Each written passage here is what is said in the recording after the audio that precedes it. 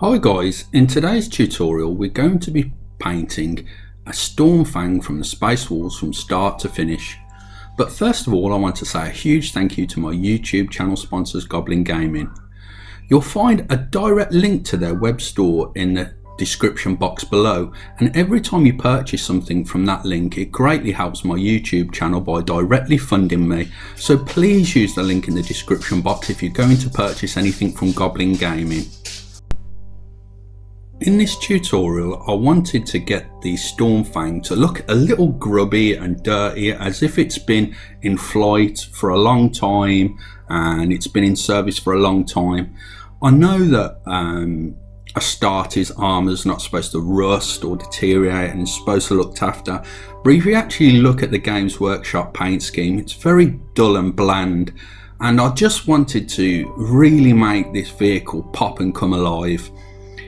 Okay guys, as always this is going to be a really long tutorial, about 30 minutes I think, so go get comfortable, maybe a nice ice cold beer to watch this tutorial with, or a hot drink, and we'll get started. As you can see, the storm fang has been previously painted. It's not the best paint job in the world, and the worst thing that the person that's painted this done previously is he washed the whole vehicle, and it really does nothing for the vehicle, but we'll explain how we get around washing the vehicle later on. The first thing we need to do is get an even smooth coverage on the whole of the vehicle, so I'm going to be painting it using Alclad 2's Lacquer Grey Primer. It's very important that you're very well ventilated whilst using this primer guys, as it's very harmful if inhaled, and also you need to be using a good quality airbrush with PTFE solvent proof packing seals. I'm priming at about 20 psi here and about 3 to 4 inches away, and you can see how quickly and effortlessly I'm able to prime using this Alclad primer. If you're new to airbrushing guys, the most important thing when priming or base coating your miniatures is to keep the airbrush moving. Don't keep it in one place for too long, otherwise you're going to build up paint too quickly and risk getting drip marks and over build up of paint.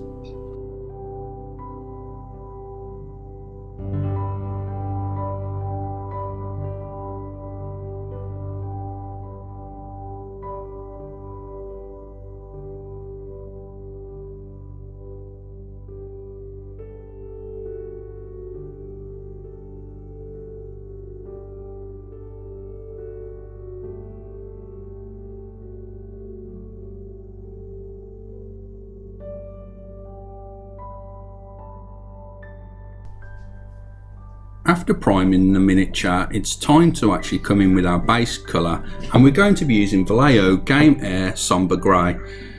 The Vallejo Game Air range of paints are pre-thinned, so you generally don't need to thin them out of your airbrush depending on your needle nozzle size. But I've got an Iwata Eclipse CS airbrush which you can get from airbrushes.com, and it's a fantastic airbrush, and out of this particular airbrush the paint doesn't need thinning.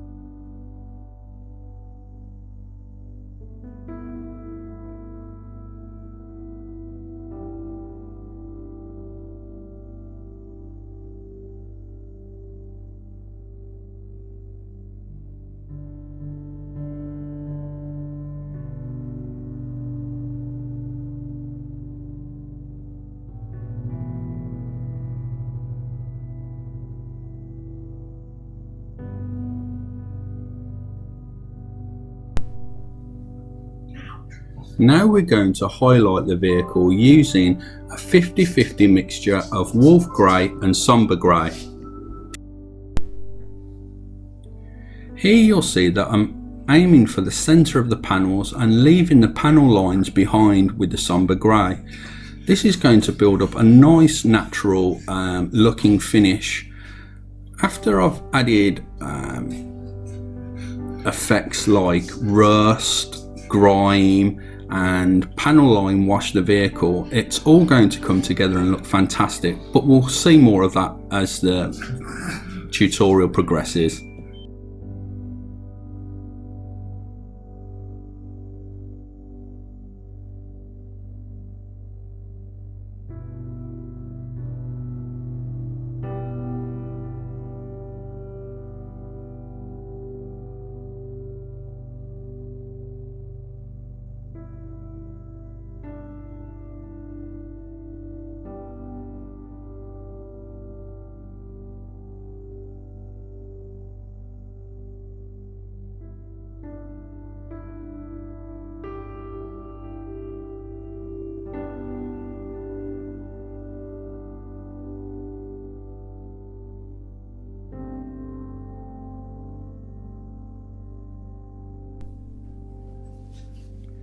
After highlighting the vehicle, it's time to actually varnish the whole of the vehicle using Vallejo metal varnish, gloss varnish.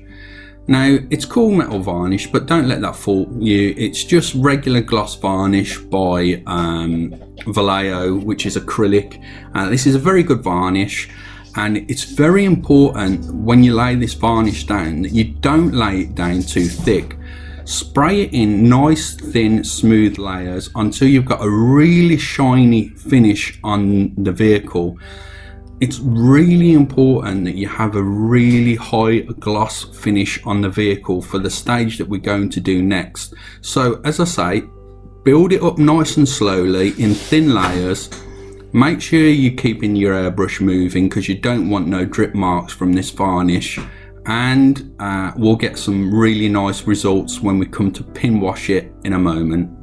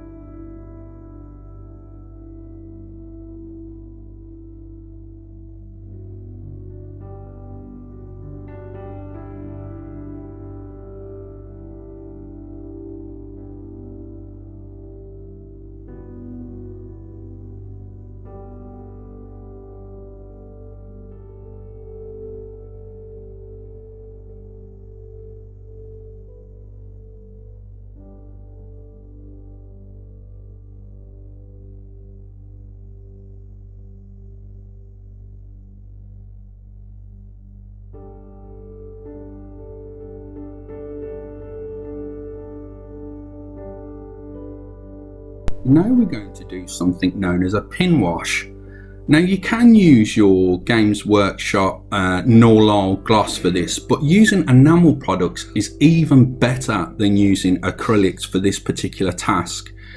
Now I'm using MIG odorless turpentine. You can use white spirit for this if you want to, guys. And I'm also using Ammo by MIG's black wash.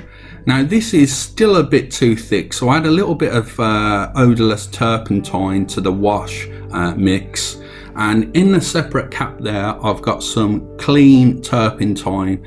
And what you'll notice that I do, guys, is I actually literally go to the panel lines, I'll touch the brush on a panel line, and the literal capillary action of the brush will draw all of the wash around the nooks and crannies of the tank. What you'll find is if the wash is too thick, you can come in with the odorless turpentine and thin it down. If you're left with stains in the wrong place, because it's got a high gloss finish on the tank, we can remove the stains nice and easily with the odorless turpentine. The cool thing with enamel washes is that they're active for about 15 to 20 minutes on the vehicle, where you've got a good time to actually get rid of stains that you don't want in areas. So unlike acrylic, where it dries fairly quickly and once it's dried you can't remove it, the enamel washes give you much more scope to play with them, to add more wash or remove it if need be.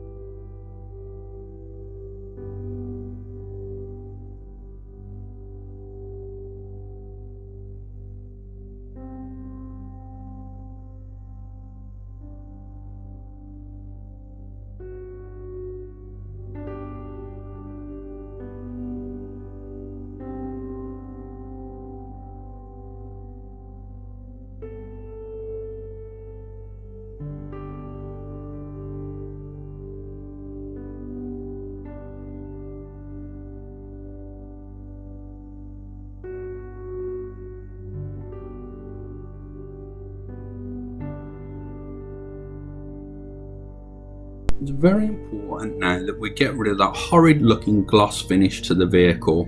I'm using Testa's dual coat lacquer, and I'm going to use Alclad airbrush cleaner to thin it, which is literally a lacquer cleaner. So I add about 4 parts dual coat to 1 part Alclad airbrush cleaner, and as you can see, that's going to give a really nice dual coat straight away.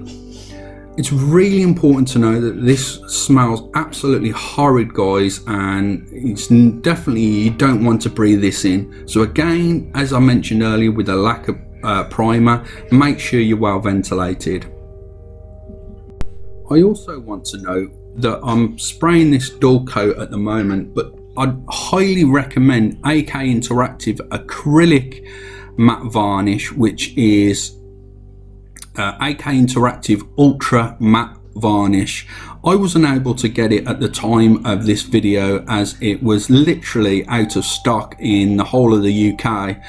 That's how good the product is, but if you can get hold of it, guys, I'd highly recommend it over the dual coat.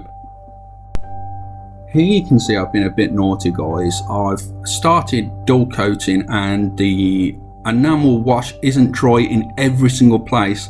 Please don't do as I do, guys, and make sure all of the wash is completely dry before you actually dual coat.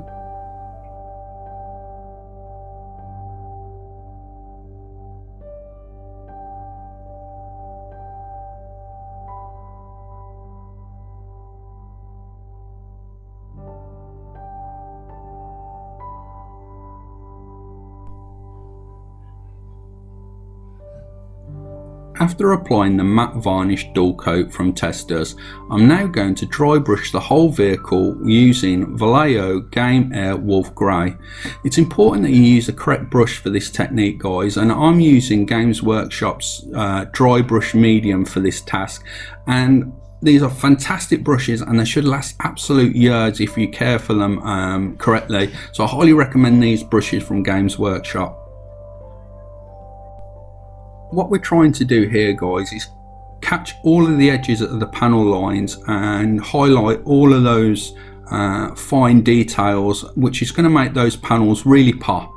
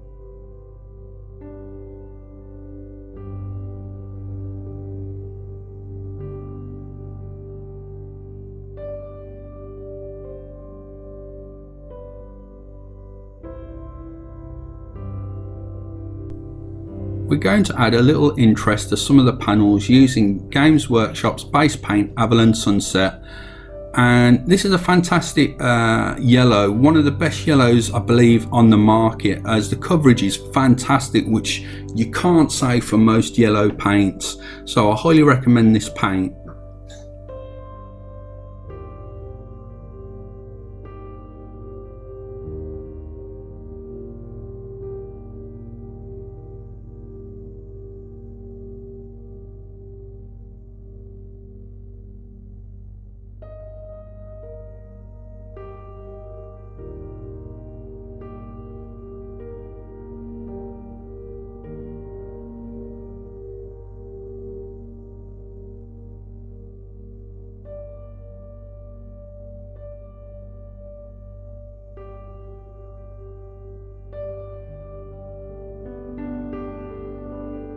Now we're going to start base coating all of the metallics using Vallejo Metal Colour Gunmetal. This is a super thin, highly pigmented metallic paint, guys, and once you've used this paint, it's hard to go back to regular acrylic metallics, as this really covers in one coat without loss of any detail at all. So really like these paints.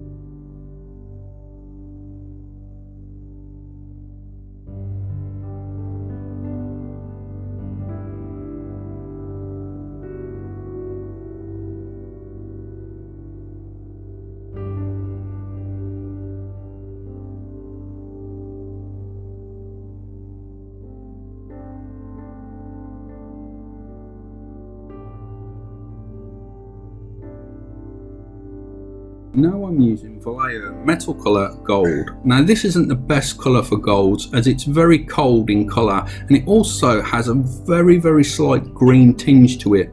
But once you wash it with Agrax Shade or Strong Tone from the Army Painter, you're going to be left with a really nice warm gold colour.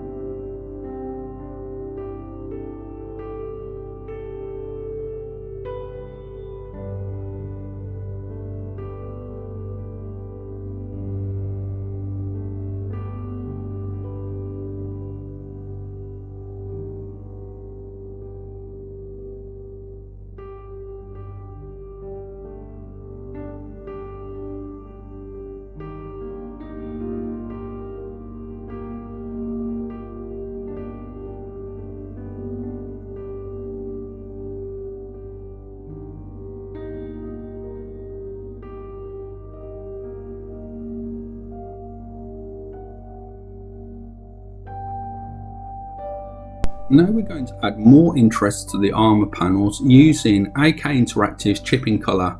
If you can't get hold of this paint, guys, you can use any dark brown colour, so Rhinox Hide from Games Workshop or Charred Brown from Vallejo would be perfect for chipping. The trick to this technique is to make sure your sponge is really uneven to get really random patterns of chips, and also remove most of the paint off the sponge so you're going to get really fine chips. The bigger the chips are, the more likely they are to look out of scale and ruin the look of the vehicle. So you want the chips to be really small and fine.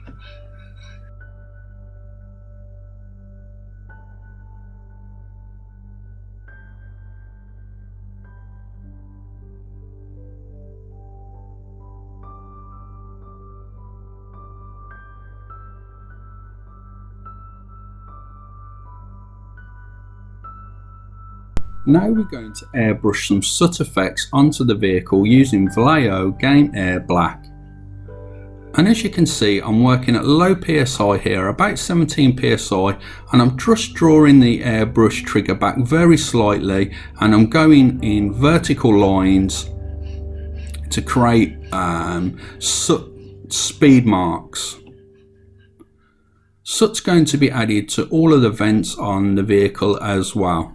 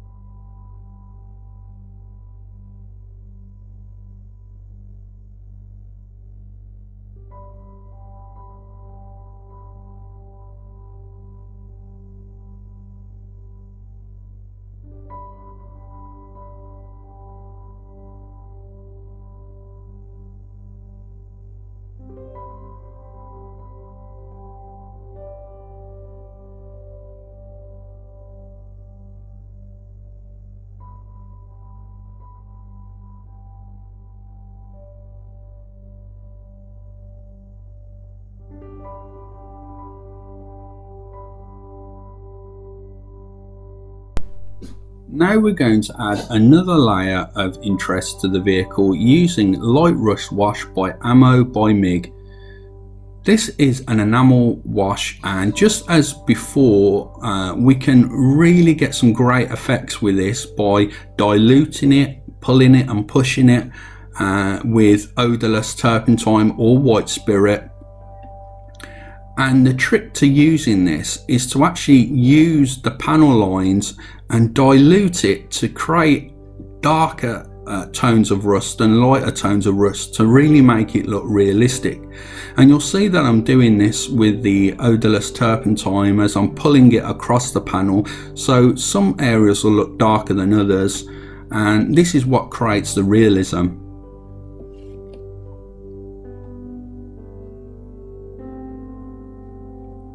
And also you'll notice that because we're working on a really matte surface, that it's really going to stain the surface as well, which is what you'd expect from rust. So it's much more realistic to do this technique over a matte surface, whereas the previous technique of the pin wash with the black is much more important to do with a gloss finish.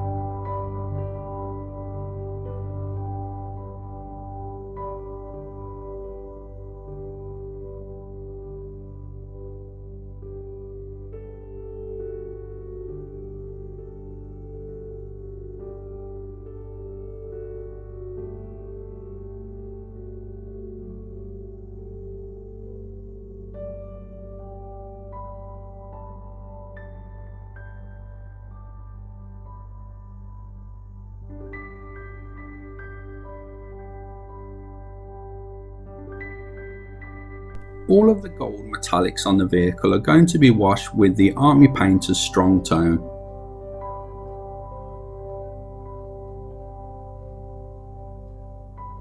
And as you can see, that gold's starting to look warm already. After the gold had been washed and dried, I come back in with Games Workshop's Retributor Armour and dry brush it all as well. The yellow was washed with Games Workshop Cassandra Yellow.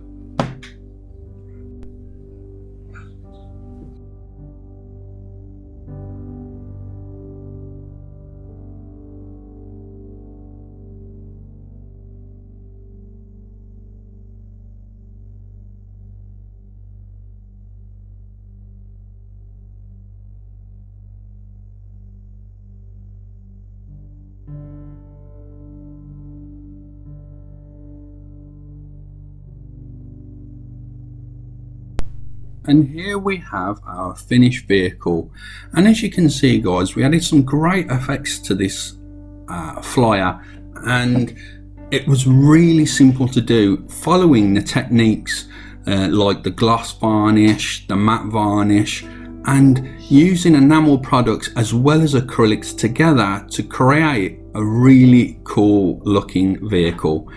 Now, I want to say a huge thank you once again to my YouTube channel sponsors, Goblin Gaming. Please don't forget to use that description box below if you are purchasing anything from Goblin Gaming. As I say, it really does help my YouTube channel and I do appreciate it. Please leave a comment in the comments box below. Let me know what you think of the vehicle, if you've learned any tips or tricks along the way. I really do appreciate it and read all of your comments that you leave, guys, and I try to reply to as many as I possibly can. And I think that's about it for this video, guys. As I say, really hope you enjoyed it. Thank you very much for taking the time out your day to watch it, and I'll catch you in the next video.